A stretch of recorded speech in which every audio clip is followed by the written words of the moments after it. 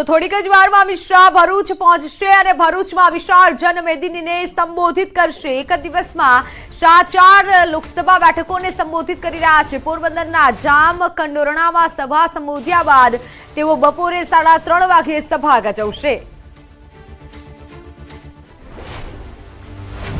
ભરૂચમાં વિશાળ જનમેદનીને સંબોધિત કરશે અમિત શાહ। વિશાળ જનમેદની ઉપસ્થિત રહેવાની છે। એક જ દિવસ છે અને 4 બેઠકો પર અમિત શાહ પ્રચાર કરી રહ્યા છે। ભરૂચના દ્રશ્યો છે કે જ્યાં તમામ પ્રકારની તૈયારી કરી લેવામાં આવી છે। ભરૂચમાં વિશાળ જનમેદનીને અમિત શાહ સંબોધિત કરશે। આજે 4 લોકસભા બેઠક પર અમિત શાહ પ્રચાર કરી રહ્યા છે અને આજ મહત્વનો પ્રચાર છે। ભરૂચમાં આજે વિશાળ જનમેદનીને સંબોધિત કરવાના છે। થોડીક જ વારમાં હવે તે ઉપસ્થિત રહેશે। દ્રશ્યો સામે આવ્યા છે સભા સ્થળના કે જ્યાં તમામ પ્રકારની તૈયારીઓ કાર્યકર્તાઓ દ્વારા કરવામાં આવી છે। તો ગૃહમંત્રી અમિત શાહ વડોદરામાં રોડ શો કરશે અને ભાજપ ઉમેદવાર ડોક્ટર હેમાંગ જોશીના સમર્થનમાં ગૃહમંત્રી અમિત શાહનો રોડ શો। ગૃહ રાજ્યમંત્રી હર્ષ સંઘવી પણ આ રોડ શોમાં જોવા મળશે। 370ની કલમ અને 2036ના ઓલિમ્પિકની થીમ પર રોડ શો કરાશે। રોડ શોના પગલે એસઆરપી સહિત 800થી વધુ પોલીસ જવાનો બંદોબસ્તમાં તૈનાત રહેશે। 20થી વધુ ફ્લોટ રોડ શોમાં જોડાશે જ્યારે 3 કિલોમીટરના રૂટનો રોડ શો 1.5 કલાકમાં પૂર્ણ કરાશે। શહીદ ભગતસિંહ ચોક થઈ અને રોડ શો માર્કેટ ખાતે પૂર્ણ કરવાનો છે। 1.5 કલાકનો આ રોડ શો જેમાં 3.1 કિલોમીટરના વિસ્તારમાં 30થી પણ વધારે સ્ટેજ પર અલગ અલગ પ્રકારના સમાજના માધ્યમથી અલગ અલગ પ્રકારના સાંસ્કૃતિક કાર્યક્રમોના માધ્યમથી અને વડોદરા શહેરને શોભે તે પ્રકારે અલગ અલગ પ્રકારના રમતોના પરફોર્મન્સ કરવામાં આવનારા છે। તો હવે વાત મહાસંગ્રામની।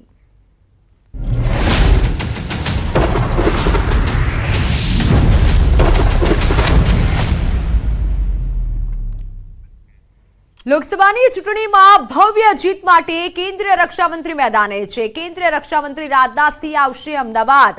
ભાષાભાષી સેલના કાર્યક્રમમાં તેઓ હાજરી આપશે। ઉત્તર ભારતીય મહાસંમેલનમાં પણ હાજરી આપશે। રવિવારે બપોરે 1 કલાકે વસ્ત્રાલમાં કાર્યક્રમ યોજાશે જેમાં તેઓ ઉપસ્થિત રહેવાના છે।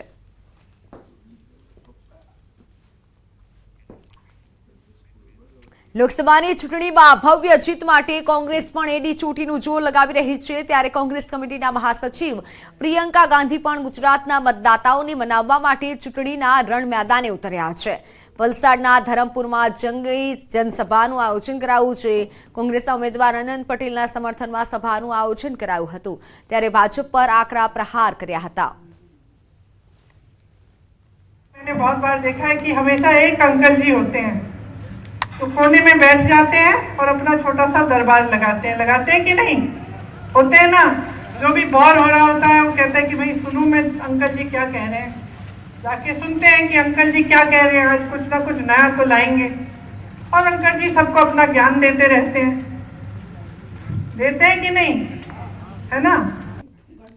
તો ડાંગના આહવા તાલુકાના નિરગુડમાળ ગામના લોકોએ પાણીની સમસ્યાને લઈને ચૂંટણી બહિષ્કારની ચીમકી ઉચ્ચારી છે। ગામ લોકોની ફરિયાદ છે કે ગામમાં કુલ 14 જેટલા હેન્ડપંપ આવેલા છે પરંતુ પાણીના સ્તર નીચા જતા હેન્ડપંપમાં પાણી આવતું નથી। તેમજ નલ સે જલ યોજના હેઠળ દરેક ઘરે નળ લગાવવામાં આવેલા છે પરંતુ નળમાં પણ પાણી નથી પહોંચતું। ત્યારે ગામના પણ થોડું ઘણું પાણી વહે છે પરંતુ તે પાણી પણ ગંદુ હોવાથી બિનઉપયોગી સાબિત થઈ રહ્યું છે। પાણીની સમસ્યાનું નિરાકરણ થાય અને બગડી ગયેલ હેન્ડપંપોનું સમારકામ થાય તે હેતુથી ગામના આગેવાનોએ પાણી પુરવઠા વિભાગને 1 મહિના પહેલા રજૂઆત કરી હતી પરંતુ સમસ્યાનું હજી સુધી નિરાકરણ ન થતા ગામના લોકો રોષે ભરાયા છે અને મતદાન બહિષ્કારની ચીમકી ઉચ્ચારી છે। કેમ કે ગામ લોકોને પાણીની સમસ્યા બહુ છે તો અમે જગ્યા આપવા પણ તૈયાર છે। તંત્ર કૂવાની મંજૂરી આપે અને તાત્કાલિક કૂવો ખોદી અને પાણીની સમસ્યા પાઇપલાઇન દ્વારા સમસ્યા દૂર કરે તો અમારા ગામ લોકોએ એવું જ વિચાર છે કે પાણી સમસ્યા દૂર ન થાય તો હાલના તબક્કે અમે જે ચૂંટણી આવેલી છે લોકસભાની એમાં અમે ચૂંટણીનો બહિષ્કાર કરીશું। અમારું ગામ ડુંગરની ઉપર આવેલું છે। ઉનાળાનો સમય ચાલે છે। અમારા ગામમાં બહુ જ પાણીની તકલીફ પડે છે। અમારા ગામમાં એક ખેડૂત છે તેના ઘરે 2 મોટર છે તેના ઘરેથી અમે પાણી લાવીએ છીએ. 2 થી 3 કિલોમીટર ચાલીને અમે પાણી લેવા આવ્યા છીએ. તો અમારો આ નીચે એક કૂવો છે, આ પુરાઈ ગયેલો છે. આ કૂવો ખોદી અને પાઇપલાઇન કરી આપે તો અમારું પાણીનો હલ થશે. અને સ્ટાર્ટર ત્યાં ગામમાં બગડેલું હતું, જે અમે તાત્કાલિક સ્ટાર્ટર રિપેર કરાવ્યું. અને રાઇઝિંગ મેન પાઇપલાઇનમાં 60 મીટર જેવો પાઇપલાઇન તૂટેલી હતી, જે પણ રિપેર કરાવી. અને પમ્પિંગ મશીનરી રિપેર ચાલુ કરાવી ત્યાંથી ગામમાં, અને પાણી પુરવઠો શરૂ કરવામાં આવ્યો. પરંતુ કૂવામાં પાણીની આવક ન હોવાને કારણે પાણીની આવક ન થઈ શકી, જેથી હવે હાલમાં પરિસ્થિતિ એવી છે કે પમ્પિંગ કરી શકાય એમ નથી. હવામાન વિભાગની આગાહી છે. આગામી 24 કલાકમાં ગુજરાતમાં કેટલાક ભાગોમાં સામાન્ય વરસાદની હવામાન વિભાગે આગાહી કરી છે. સૌરાષ્ટ્ર કચ્છમાં તાપમાન સૂકું રહેવાની શક્યતા છે. 24 કલાક બાદ સૌરાષ્ટ્ર અને અન્ય ભાગોમાં તાપમાન સૂકું રહેશે. ગત 24 કલાકમાં આણંદ, દાહોદ, વડોદરા, નર્મદા, તાપીમાં સામાન્ય વરસાદ નોંધાયો. નર્મદામાં 4 મિલીમીટર સુધીનો વરસાદ નોંધાયો તો રાજકોટમાં 40.8 ડિગ્રી તાપમાન નોંધાયું. જ્યારે કોસ્ટલ વિસ્તારમાં ઉત્તર પશ્ચિમના પવનો ફૂંકાશે, જેની ગતિ 15 થી 20 કિલોમીટર સુધીની રહેશે. આગામી 24 કલાકમાં સામાન્ય વરસાદની સંભાવના છે. દક્ષિણ ગુજરાતમાં સુરત, તાપી, નર્મદા, છોટાઉદેપુર, પંચમહાલ, દાહોદ, મહીસાગરમાં સામાન્ય વરસાદની સંભાવના હવામાન વિભાગે વ્યક્ત કરી છે. તો કેટલાક ભાગોમાં આગામી 5 દિવસ તાપમાનમાં ઘટાડો નોંધવાની પણ શક્યતા છે. अगले 24 घंटों में जो लाइट रेन की संभावना दर्शाई गई है, उसमें दक्षिणी गुजरात के जो है कुछ डिस्ट्रिक्ट शामिल है. इसमें मुख्य तौर पे सूरत, तापी, नर्मदा, छोटा उदयपुर, दाहोद, पंचमहल तथा महिसागर जो है ये डिस्ट्रिक्ट्स हैं जिसमें अगले 24 घंटों में जो है छिटपुट बारिश होने की संभावना है. Welcome back. નજર કરીએ અન્ય સમાચારો પર. તો અંડરવર્લ્ડ ડોન દાઉદ વડોદરાના એક કેસમાં નિર્દોષ જાહેર કરાયો છે. 1983ના એક કેસમાં દાઉદ ઇબ્રાહીમ નિર્દોષ જાહેર કરાયો છે.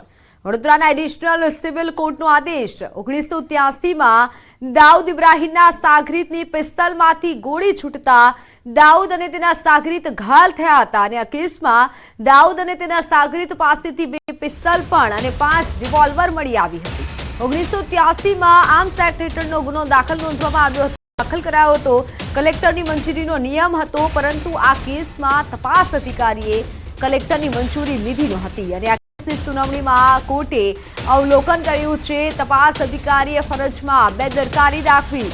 સાથે ફરિયાદી પીઆઈ જીસી ઝાલાનું અવસાન થયું છે અને આરોપીઓ નજીકના ભવિષ્યમાં મળે તેમ નથી. અને તેથી કલમ 353 મુજબ આરોપીઓને નિર્દોષ છોડવાનો આદેશ કરવામાં આવ્યો છે.